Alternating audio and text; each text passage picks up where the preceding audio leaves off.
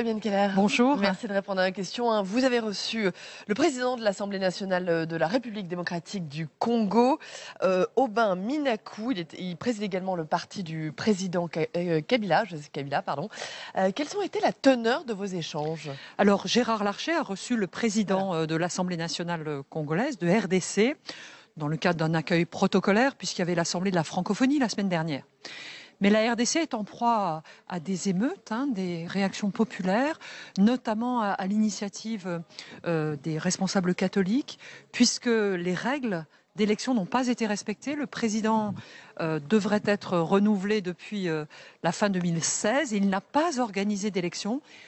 La Constitution dit qu'il n'a pas le droit de se représenter et donc cela génère une révolte populaire. Ça fait 17 ans que Joseph Kabila est au pouvoir. Il repousse sans arrêt, vous l'avez dit, les échéances électorales, 2 ans qu'on attend les élections présidentielles. Comment le contraindre justement? Que peut faire la France pour organiser ces élections? Voilà, ce qui est important, c'est ce que nous avons fait avec le président Larcher, avec mon collègue Christophe Frassa, c'est que nous lui avons demandé comment il s'organisait puisqu'il s'engage à les réaliser, à les mettre en œuvre à la fin de l'année, en décembre 2018. Et donc nous avons demandé comment il s'organisait matériellement, puisque la RDC est un immense pays, 4 fois grand comme la France. Donc il y a des questions de route, il faut des transports aériens pour transmettre les résultats.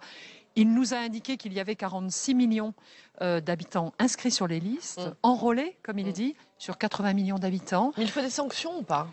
Il faut à ce plus stade de pression de la communauté internationale. Est-ce qu'il faut des sanctions? Bien sûr, c'est ce que nous avons fait lors de cette rencontre.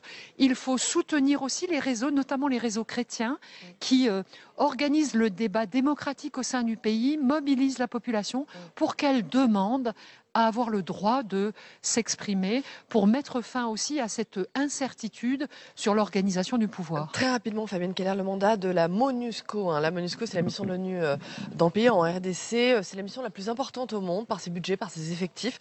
Ce mandat doit être renouvelé courant mars. Est-ce qu'il faut aujourd'hui plus de casques bleus sur le terrain? Alors, la RDC est aussi en proie à des tensions, que le pays, des violences avec ses voisins. Ils sont 18 000 casques bleus. On peut dire qu'ils n'ont pas été efficaces parce qu'il y a toujours des tensions. On peut dire aussi que ça aurait été bien plus grave s'ils n'avaient pas été présents. C'est un pays qui connaît de fortes migrations internes entre groupes de la population. C'est une zone de grande fragilité dans le monde, mais on peut aussi rappeler que c'est le premier pays francophone par le nombre d'habitants. Donc c'était le Congo belge, mais c'est un pays ami. Nous devons donc encourager, faire pression pour que les droits de l'homme soient respectés. Très bien.